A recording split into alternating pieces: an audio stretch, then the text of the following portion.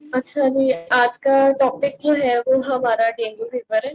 ठीक है। अच्छा, डेंगू फीवर में क्या होता है, ये फीवर जो है एक मॉस्किटो होता है, फीमेल मॉस्किटो, उसकी बाइट से जो है ये इन्फेक्शन जो है वो ट्रांसमिट होता है ह्यूमंस में। ठीक है। इसके बहुत कॉमन सिम्टम्स जो हैं, जो कुछ पर्सन में तो ऐसे होते हैं जिनमें सिम्टम्स जो है वो अपीयर नहीं हो रहे होते। ठीक है। और वो अपीयर होते हैं बाद में जाकर, जब उसकी कंडीशन जो है वो काफी खराब हो जाती है पर्सन की। और समटाइम्स जो है वो बहुत कॉमन सिम्टम्स जो फील हो रहे होते हैं, ये फ्लू होता है पेशेंट को। ठीक है। फीवर और इसके अलावा बॉडी पेन्स जो है वो होना शुरू हो जाती हैं, या फिर नॉसिया जैसे। ठीक है, ये कॉमन सिम्टम्स है। अब हम डिटेल में डिस्कस कर लेते हैं इसको। ठीक है। First of all febrile phase एक होती है। ठीक है। फर्स्ट करें, आपको मॉस्किटो एक इन्फेक्टेड मॉस्किटो है। ठीक है। और उसने आपको जो है वो बाइट कर लिया। ठीक है। तो उसके कुछ दिन बाद जो है, मैक्सिमम 6 डेज के बाद जो है वो आपको सिम्टम्स अपीयर होना शुरू होते हैं। ठीक है। फौरन से किसी भी आपको मॉस्किटो ने बाइट किया, फौरन से आपको क्लियर सिम्टम्स जो है वो अपीयर नहीं होते। ठीक है, उसमें कुछ डेज लगते हैं। उसके बाद क्या होता है कि फीवर जो है वो बहुत ज्यादा हो जाता है। ठीक है, यहाँ पे फीवर भी मेंशन किया है कि 104 डिग्री। काइंडली नोट आपको सब। अच्छा, फीवर जो है वो 104 डिग्री फ़ारेनहाइट तक जब चला जाए। ठीक है, बहुत ज्यादा हाई फीवर हो या 103 फीवर हो, और नीचे जो सिम्टम्स लिखे हुए हैं, जिस तरह के स्वीयर हेडेक है, या आईज के नीचे पेन हो रही है, ठीक है, मसल पेन है, ज्वाइंट पेन है। ठीक है। तो ये सिम्टम्स नीचे जो लिखे हुए हैं, इनमें से कोई भी 2 से 3 सिम्टम्स अगर साथ में अपीयर हो रहे हैं, तो लाजमी तौर पे उसकी जो है वो प्रॉपर असेसमेंट और उसकी मेडिकल केयर की उसको जरूरत होती है। क्योंकि बहुत से लोग ऐसे होते हैं जिनको स्टार्टिंग में पता नहीं चलता कि उनको डेंगू फीवर है। ठीक है। तो जब भी फीवर ज्यादा हो, 103 104 हो, और साथ में आपको ये वाले सिम्टम्स जो हैं ये अपीयर हो रहे हो, तो आपको जो है वो लाजमी तौर पे अपनी जो है वो सस्पेक्शन जो है वो करवानी चाहिए कि आपको डेंगू फीवर है या नहीं है। ठीक है। और इसके बाद सबसे पहले मॉस्किटो बाइट करेगा, उसके बाद इंक्यूबेशन का पीरियड होता है, उसके कुछ डेज बाद ये जो डायग्राम है यहाँ आप अगर देखेंगे, तो 0 to 7 डेज में जो है फिर आपको सिम्टम्स अपीयर होना शुरू हो जाते हैं। ठीक है, जिसमें एक तो फीवर बहुत ज्यादा हो जाएगा, दूसरा हेडेक जो है वो बहुत ज्यादा होगा, बॉडी पेन ज्यादा होंगी, और आईज के नीचे पेन बहुत होगी। क्यों आईज के नीचे पेन होगी? क्योंकि जो है वो एक वो मॉस्किटो जो है वो वायरस है उसके अंदर। ठीक है। और जब वो बाइट करता है तो वो रेटिना की जो स्मॉल ब्लड वेसल्स है ना, उसको इफेक्ट करता है। बेसिकली उसकी इन्फ्लेमेशन स्टार्ट होना शुरू हो जाती है। ठीक है, जिसकी वजह से पेन होती है इसके नीचे। ठीक है, फिर इस तरह के आपको सिम्टम्स जो है वो अपीयर होना शुरू होते हैं। इसको 2 to 7 डेज जो होते हैं, ठीक है, उनमें आपको ये वाले सिम्टम्स अपीयर होते हैं। ठीक है, डेंगू हो गया, आपको मॉस्किटो ने बाइट कर दी, उसके कुछ देर बाद आपको सिम्टम्स अपीयर होते हैं ये वाले। ठीक है, इसमें आपका फीवर ज्यादा होता है। ठीक है, इसको फेब्राइल फेज कहते हैं। नेक्स्ट है क्रिटिकल फेज।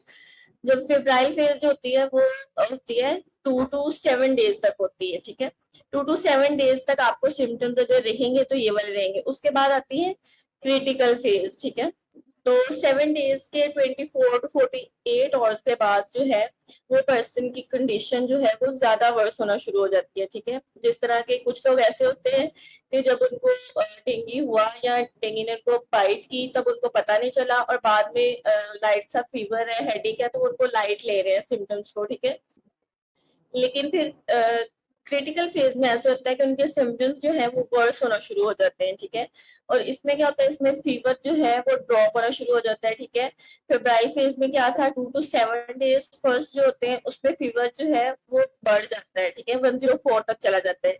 उसके बाद जो है 1 से 2 दिन तक जो है 24 to 48 आवर्स फेब्राइल फेज के बाद जो है फीवर ड्रॉप करना शुरू हो जाता है। ठीक है, 100 डिग्री फ़ारेनहाइट तक चला जाता है। ठीक है, और उसमें जो सिम्टम्स क्लियर होते हैं उसमें एब्डोमिनल पेन जो है वो बहुत ज्यादा होती है, वॉमिटिंग होती है। ठीक है, और इसके अलावा बहुत से कॉमन सिम्टम्स आपने ये भी देखे होंगे, ब्लीडिंग होती है, गम से स्टूल में ब्लीडिंग जो है वो ब्लड आ रहा होता है। ठीक है, तो इसकी क्या वजह होती है? क्योंकि जब जो प्लेटलेट्स होते हैं जिन्होंने जो है वो क्लोट फॉर्मेशन करनी होती है, ठीक है, ब्लड में, वो उनका लेवल जो है वो बहुत ज्यादा ड्रॉप होना शुरू हो जाता है, ठीक है, और ब्लड जो है वो बहुत थिन हो जाता है, और उसकी वजह से क्या होता है, ब्लड वेसल्स जो है वो डैमेज होना शुरू हो जाती हैं, फिर वो लीक करना स्टार्ट हो जाती हैं, जिसकी वजह से ब्लड आना शुरू हो जाता है वॉमिट में, स्टूल्स में, ठीक है, फिटीग, रेस्टलेसनेस, वो तो ऑब्वियसली बातें होगी, फिटीग बहुत ज्यादा फील होती है, वीकनेस बहुत ज्यादा फील होती है, ठीक है, कुछ लोगों को साथ में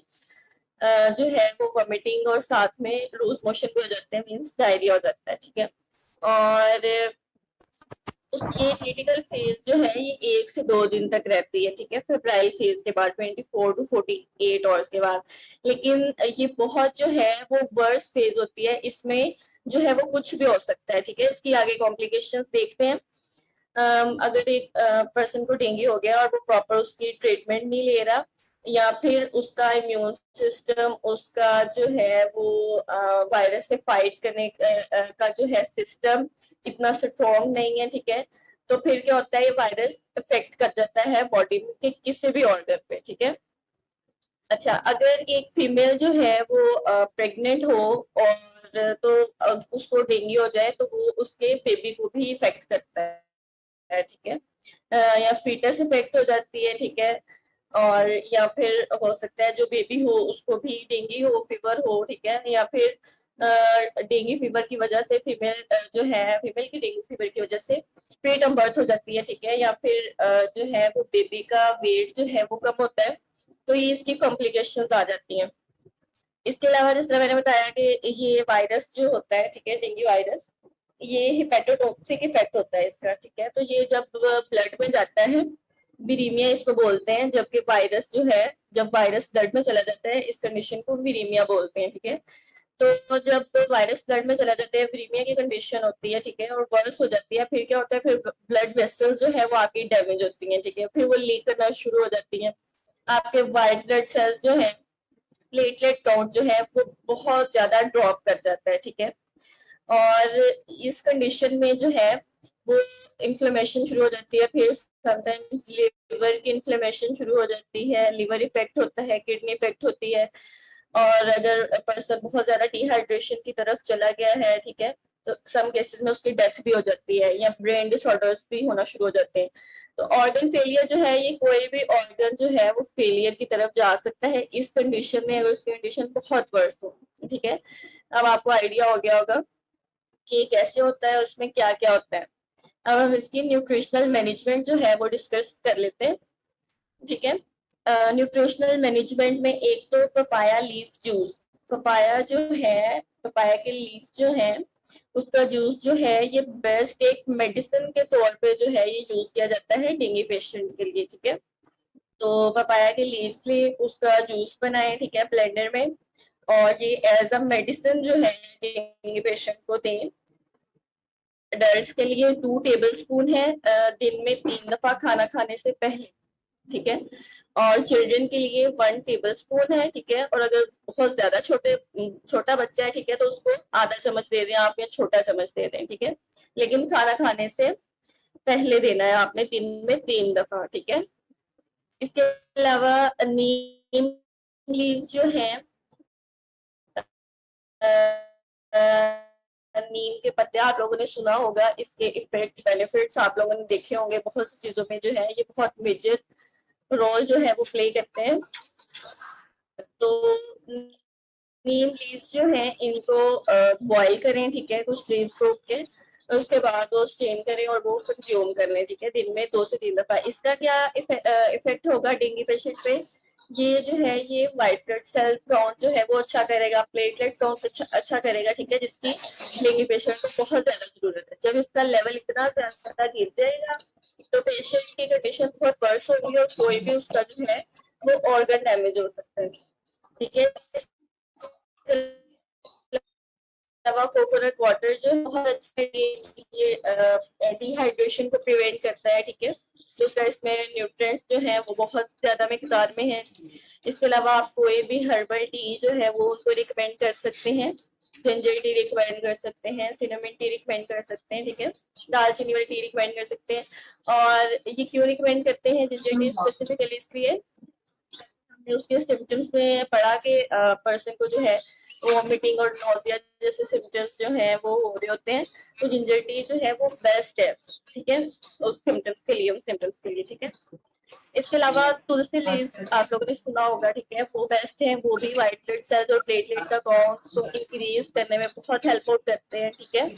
और तुलसी लीव्स जो है 3 to 4 तुलसी के लीव्स जो है वो 1 कप पानी में बॉइल करें, ठीक है, और उसके बाद उसको स्टेन करें, उसके अंदर जो है वो ब्लैक पेपर थोड़ी सी ऐड कर लें, ठीक है। ये बहुत पेशेंट के लिए ये बहुत इफेक्टिव है, ठीक है। इसके अलावा goat milk, specially goat milk क्यों रिकमेंड किया, क्योंकि गोट मिल्क में जो है वो सिलेनियम होता है, ठीक है, जो कि बहुत इंपॉर्टेंट रोल प्ले करता है ब्लड वेसल्स के डैमेज होने में, और इसके अलावा बाकी जो उसका स्ट्रक्चर खराब हो रहा होता है अंदर, जो वायरस जो है वो ब्लड में फैल जाता है उसके लिए, तो अगर आपने मिल्क देना है तो गोट मिल्क रिकमेंड करें, ठीक है। इसके अलावा कोई फ्राइड फूड जो है वो रिकमेंड नहीं करनी, ऑयली फूड रिकमेंड नहीं करनी, क्योंकि जो डेंगू पेशेंट है उसका मेटाबॉलिज्म जो है वो ऑलरेडी स्लो हुआ है, ठीक है।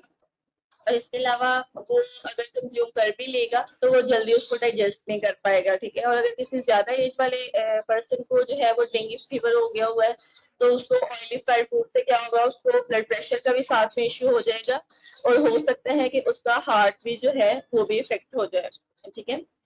आपने वो वाली फूड रिकमेंड करनी है डेंगू पेशेंट को जो इजीली डाइजेस्ट हो जाए, ठीक है।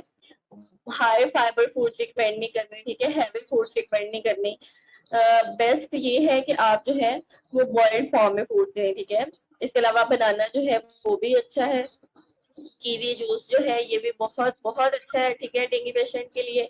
इसके अलावा हम जो है वो उस पर्सन को जो है वो प्रिवेंट करते हैं इस कंडीशन में एनीमिया से, ठीक है, कि उसको आयरन डिफिशिएंसी ना हो, ठीक है, या बाकी न्यूट्रिशनल डिफिशिएंसी ना हो, इसलिए हम हाई प्रोटीन इनटेक करवाते हैं, ठीक है। प्रोटीन में अगर आपने एनिमल प्रोटीन देनी है तो आप कोशिश करें कि वो फ्राई फॉर्म में, ठीक है, बिल्कुल डिपेंड ना करें।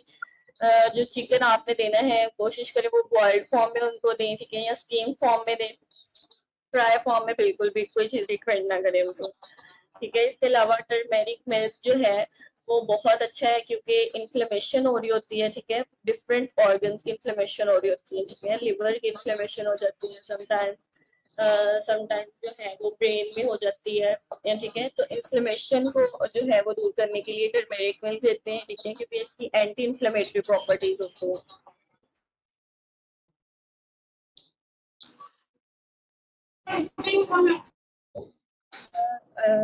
लाइबा रशीद पूछनी है मैम, व्हाइट ब्लड सेल्स के लेवल को नॉर्मलाइज करने के लिए कौन सी फूड देनी चाहिए। ये मैंने लाइबा जो ऊपर ड्रिंक्स बताई हैं आपको, ये तुलसी लीव्स वाली और ब्लैक पेपर ड्रिंक, ठीक है, और इसके अलावा पपाया लीफ जूस, नीम लीव ड्रिंक जो है, ये तीनों ड्रिंक्स जो है ये व्हाइट ब्लड सेल्स को, ठीक है, और उसके लेवल को नॉर्मलाइज करने के लिए, प्लेटलेट काउंट अच्छा करने के लिए जो है ये बेस्ट ड्रिंक्स हैं, ठीक है। ओके, उसके बाद प्रिवेंशन एंड कंट्रोल में जो है आपको ऑब्वियसली खुद भी जो है इससे जो है वो प्रिवेंट करना चाहिए, खुद भी एहतियात करनी चाहिए, दूसरों को भी बताना चाहिए। अगर आपको फर्स्ट वीक में जो है पता चल गया आपको लाइट से सिम्टम्स अपीयर हो रहे हैं, आपको फीवर बहुत ज्यादा है, साथ में आपको हेडेक है, बॉडी पेन है, जॉइंट पेन है, ठीक है, सिम्टम्स अपीयर हो रहे हैं, आपको फील हो रहा है कि आपको डेंगू हो गया है, ठीक है, तो फिर कोशिश ये करें कि आपको कोई और जो मॉस्किटो है वो बाइट ना करे, ठीक है, क्योंकि अगर आप इन्फेक्टेड हो गए हैं, ठीक है, अगर आपको डेंगू हो गया है और आपको हेल्दी मॉस्किटो जो है अगर वो बाइट करेगा, काइंडली म्यूट करना है अपने आप को। अगर हेल्दी मॉस्किटो जो है वो आपको बाइट करेगा, ठीक है, तो वो भी इन्फेक्टेड हो जाएगा, ठीक है, वो जब इन्फेक्टेड होगा तो फिर वो और लोगों को जाके जो है वो इन्फेक्ट करेगा, ठीक है। अगर आपको पता चल जाए आपको डेंगू हो गया है तो फिर कोशिश करेंगे आपको फर्दर मॉस्किटो जो है वो बाइट ना करें, ठीक है। उसके बाद जो है मॉस्किटो का हैबिटेट जो है, जिस तरह के वो इकट्ठे हो जाते हैं, कोई भी वेस्ट पड़ा हो, जिस तरह की टायर्स वगैरह हो गए, ठीक है, कोई प्लास्टिक का मटेरियल हो गया, फिर घर में हमने सफाई की है तो अलग से एक वो कचरा निकाल के रखा है जो कि हमने सोल्ड आउट करना है, लेकिन वो कर नहीं रहे, टाइम नहीं मिल रहा है, कुछ इस तरह से घर के किसी भी कॉर्नर में वो पड़ा हुआ है, तो वहां क्या होगा, वो हैबिटेट बन जाएगा मॉस्किटो का, जो कि इफेक्ट करेगा आपको, ठीक है। इसलिए उस सब चीजों को जो है वो क्लीन आउट करें। इसके अलावा जो है वाटर जो है उसको प्रॉपरली कवर आउट करके रखें, ठीक है, या फिर कंटेनर्स रखें, ठीक है। और इसके अलावा पर्सनल प्रोटेक्शन के लिए, ठीक है, यूज करें मॉस्किटो रिपेलेंट यूज करें, ठीक है। ये एक दो मैंने लोशन के नेम्स भी लिखे हैं। रात को सोने से पहले जो है ये लगाएं, ठीक है, ताकि आप इन्फेक्ट ना हो इससे। इसके अलावा स्टे इनसाइड, ठीक है, अंदर रहिए। और इसके अलावा वो वाले क्लॉथ्स पहन के सोए, ठीक है, जिनकी प्रॉपर स्लीव्स हों, ठीक है। कोई भी बॉडी पार्ट जो है वो आपका वो कवर ना हो। टी शर्ट्स जो है वो मत पहने, ठीक है, बॉडी को प्रॉपरली कवर करके फिर सोए। इसके अलावा लेमन ग्रास जो है वो उससे भी मॉस्किटो जो है वो काफी इरिटेट होता है उसकी स्मेल से, वो भी आप यूज कर सकते हैं। लोशन वगैरह यूज करें, नेट यूज करें, ठीक है, सोने के लिए, तो पर्सनल प्रोटेक्शन के लिए भी यूज करें। इसके अलावा आप जो है दूसरों को भी जो है वो इसके बारे में अवेयरनेस दें कि वो किस तरीके से जो है इससे प्रिवेंशन जो है वो इख्तियार कर सकते हैं, ठीक है। Okay, that's all. Stay inside का मतलब ये है लाइबा कि रात को जो है वो ऑब्वियसली आप बाहर निकलेंगे, ठीक है, रात को तो ज्यादा होता है, ठीक है, मॉस्किटो ज्यादा चांसेस होते हैं आपको बाइट करने के। अभी आप जो है वो आज ही चाहे एक्सपीरियंस करके देख ले कि आप रात को बाहर बैठे थोड़ी देर तो आपको जो है ना वो लाजमी तौर पे मॉस्किटो बाइट करेंगे, तो ठीक है, इसका ये मतलब है कि अंदर रहें, ठीक है, घर पे रहें, विंडोज जो है वो क्लोज रखें। अच्छा, तालिया जमाल पूछ रही है कि प्रोटीन में क्या क्या रिकमेंड कर सकते हैं। Lentil soup, porridge. Okay, protein में आप जो है जैसे मैंने बताया अभी कि फ्राई फॉर्म में आपने जो है अगर एनिमल प्रोटीन देनी है फ्राई फॉर्म में नहीं देनी, बॉइल्ड फॉर्म में दें उनको, चिकन बॉयल करके दें, स्टीम करके दें। इसके अलावा आप चिकपीस दे सकते हैं, ठीक है। और इसके अलावा जो भी सीड्स हैं वो दे सकते हैं, वो भी प्रोटीन रिच है। लेंटिल सूप भी दे सकते हैं, बिल्कुल। पॉरेज भी रिकमेंड कर सकते हैं। बस बहुत ज्यादा heavy foods, high fibre foods जो है वो अवॉइड करें। और जिस तरह के चने वगैरह हो गए, ठीक है, ब्लैक चने जो होते हैं, लोबिया वगैरह, ये रिच सोर्सेज है प्रोटीन के, ये भी आप रिकमेंड कर सकते हैं बॉइल्ड फॉर्म में, ठीक है। सुबह पूछ रही हैं प्लेटलेट्स के लिए क्या बताया आपने कि क्या देना है उसको नॉर्मल करने के लिए। प्लेटलेट्स के लिए और वाइट ब्लड सेल्स जो भी हैं उनको नॉर्मल करने के लिए आप जो है उनको ड्रिंक्स मैंने बताई हैं, जिस तरह के पपाया के होते हैं उसका जूस बना के, ठीक है। अडल्ट के लिए 2 टेबल स्पून है, दिन में 3 दफा खाना खाने से पहले, ठीक है। और चिल्ड्रन के लिए 1 टेबल स्पून वो दें। इसके अलावा नीम लीव्स की ड्रिंक मैंने मेंशन की है वो दें, और तुलसी लीव्स की ड्रिंक मेंशन की है वो दें।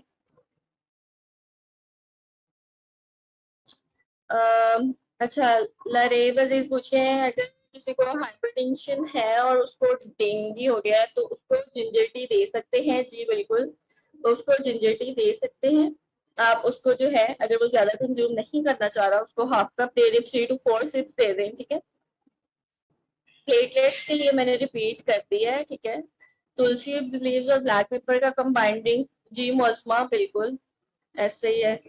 कीवी के अलावा कौन से ड्रिंक दे सकते हैं मुकद्दस? कीवी के अलावा आप नीम लीव ड्रिंक दे सकते हैं और पपाया लीव का जूस दे सकते हैं। वे प्रोटीन पाउडर जो है ये बिल्कुल वेस्ट है। अगर आप इसलिए यूज कर रहे हैं कि वो आपके डेंगू फीवर को जो है वो रिड्यूस कर दे, तो ये बिल्कुल वेस्ट जो है। वजाहत अली पूछ रहे हैं can we do exercise during dengue fever?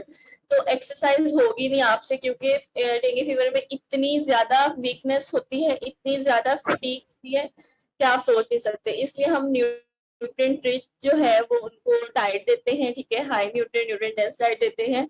और उनको आपने कोशिश करनी है कि उनको डिहाइड्रेशन ना हो किसी भी तरीके से, क्योंकि एक तो उनको ऑलरेडी उनके व्हाइट ब्लड सेल का लेवल डाउन चला गया है, दूसरा उनको वॉमिटिंग भी हो रही है, ठीक है, साथ में उनको वीकनेस भी बहुत होगी। तो एक्सरसाइज तो किसी सूरत में उनसे होगी। और उनको आप जो है लाजमी तौर पे जूसेस ज्यादा दें, ठीक है, फ्लूइड्स का इंटेक ज्यादा करवाएं, मिल्क दें, ठीक है। और अच्छा, और क्या क्वेश्चन है?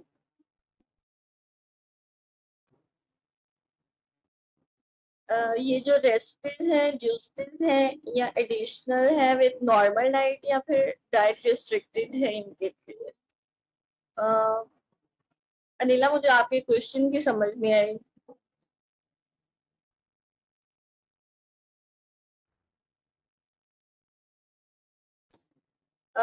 अनिला, मुझे आपके क्वेश्चन की समझ नहीं आई, क्या पूछना चाह रही हैं आप? अस्सलाम वालेकुम मैम। ORS जो है वो दे सकते हैं। अस्सलाम वालेकुम। वालेकुम।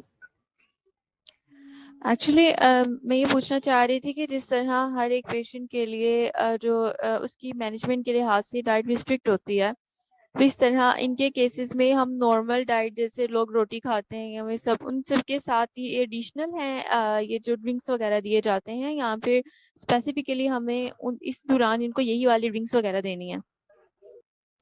नहीं, ये वाली ड्रिंक्स जो हैं या आप उनको लाजमी तौर पे दें, साथ में उनको और चीजें भी दें। ये मेंशन करने का ये मतलब नहीं है कि आपने उनको साथ और चीजें नहीं देनी। साथ में आप और चीजें भी दें, ठीक है।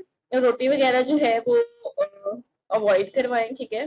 उनको कोई पॉरिज वगैरह दें, कोई लाइट फूड्स दें, ठीक है, क्योंकि उनका डाइजेस्टिव सिस्टम इतना फास्ट नहीं होता कि वो फौरन से एब्जॉर्ब करने एक दो रोटियां। तो पॉरिज दें, ठीक है, सूप्स की फॉर्म में दें उनको चीजें, जूसेस दें, ठीक है। इसके अलावा ड्रिंक्स बताई हैं वो दें, मिल्क दें। ओके। मैम, न्यूट्रिएंट डेंस के साथ साथ कैलोरी डेंस भी होनी चाहिए, लाइक फीवर में वॉमिटिंग वगैरह है, diarrhoea. Short diet nutrient dense. अच्छा, कैलोरीज बहुत ज्यादा जो है वो इंक्रीज होंगी ही नहीं, क्योंकि एक डेंगू पेशेंट है, उसको साथ में इतने ज्यादा सिम्टम्स हैं, तो वो इतना कुछ नहीं खा पाएगा। आपने जो मेन फोकस है ना, आपने मेन फोकस जो है वो इस पे रखना है कि वो डिहाइड्रेशन ना हो उसको किसी भी तरह से, ठीक है। और उसको आपने जी बिल्कुल सॉफ्ट डाइट देनी है, ठीक है, सॉफ्ट डाइट दें, लिक्विड दें, बॉइल्ड फॉर्म में दें, ठीक है, वो वाले फूड्स दें जो कि इजीली डाइजेस्ट हो जाए।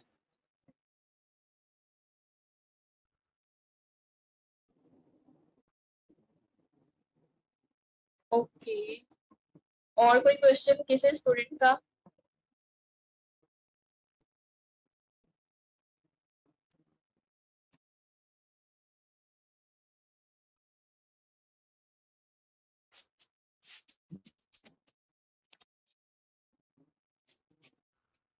जी, किसी स्टूडेंट का कोई क्वेश्चन? और all clear ma'am? Okay, well done. Ma'am मेरा क्वेश्चन है।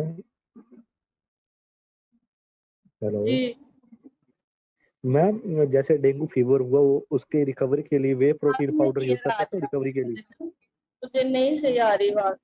अच्छा, ये क्वेश्चन है एक बच्चे का, डायरिया होने की सूरत में क्या डाइट दे सकते हैं? डायरिया ऑब्वियसली डेंगू फीवर है, मोस्टली केसेस में जो है वो डायरिया हो जाता है। तो डायरिया है, आप उनको जो है वो सॉफ्ट डाइट दें, ठीक है, वही बात है, सॉफ्ट डाइट दें उनको, लिक्विड फॉर्म में दें। हाई फाइबर डाइट जो है वो रिस्ट्रिक्ट करवाएं उनको, ठीक है। अ, जरीन जहरा पूछ रही है, रिस्ट्रिक्टेड डाइट भी मेंशन करते हैं। रिस्ट्रिक्टेड डाइट जो है उसमें मैंने आपको पहले बता दिया, उनको हैवी फूड्स जो हैं वो मत दें, ऑयली फूड्स बहुत ज्यादा मत दें, बहुत ज्यादा क्या, ऑयली फूड्स आप बिल्कुल अवॉइड करवाएं, ठीक है। फ्राइड फूड्स नहीं देनी उनको, हाई फाइबर फूड्स जो हैं वो नहीं देनी, कोई भी आपने ऐसी फूड नहीं देनी उनको जो कि इजीली डाइजेस्ट ना हो, कोल्ड ड्रिंक्स नहीं देनी, ठीक है। डॉक्टर ईशा यूसुफ पूछ रही हैं, BP fall in dengue fever, BP fall करता है या बढ़ता है, ये पर्सन की कंडीशन पे डिपेंड करता है, ठीक है। अगर उसको ऑलरेडी बीपी का इश्यू है तो फिर उसका वो हो सकता है कि उसकी कंडीशन जो है वो ज्यादा वर्स हो जाए बीपी की वजह से, या हो सकता है कि उसको जो है उसकी न्यूट्रिशन जो है वो पूरी नहीं हो रही, उसको वॉमिटिंग भी है, ठीक है, उसको लूज मोशन भी है, उसको फीवर भी है, व्हाइट ब्लड सेल भी कम हो गए और उसका बीपी बिल्कुल फॉल डाउन कर जाएगा अगर कोई चीज प्रॉपरली नहीं खाएगा।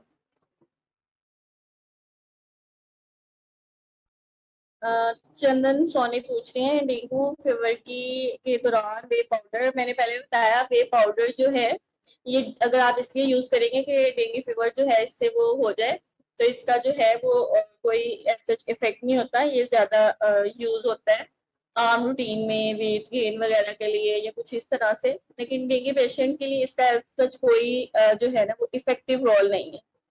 अच्छा, तालिया जमाल पूछ रही है खिचड़ी दे सकते हैं डायरिया में योगर्ट के साथ? जी बिल्कुल दे सकते हैं खिचड़ी, ठीक है। और अनिला मकबूल कह रही हैं bread diet is recommended to diarrhoea patient? जी बिल्कुल, ये आप जो है वो रिकमेंड कर सकते हैं ब्रेड डाइट भी, ठीक है। इसमें बनाना राइस वाटर एप्पल सॉस और टोस्ट आ जाता है।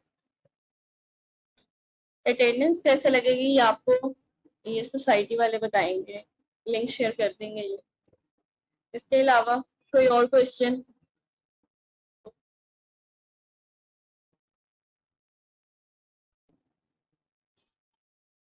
जी कोई और क्वेश्चन किसी स्टूडेंट का? मैम आई थिंक अब किसी का कोई क्वेश्चन नहीं है and thank you so much for your time. All of us really learn a lot and at the end I'm also thankful to all participants.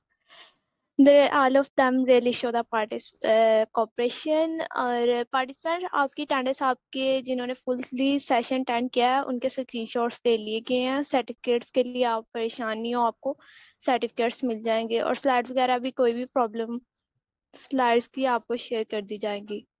and thank you so much everyone. Okay अच्छा चलें ठीक है।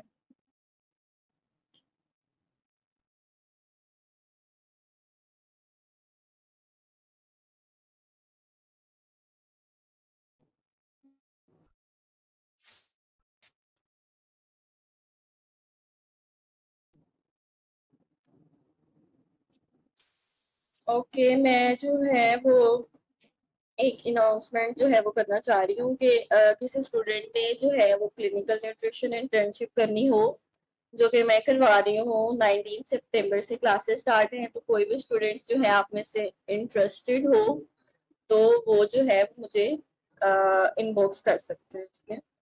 Okay thank you so much. और बहुत ज्यादा जो है वो आप लोगों ने पार्टिसिपेट किया और बहुत अच्छा सेशन लिया, thank you so much. Allah Hafiz.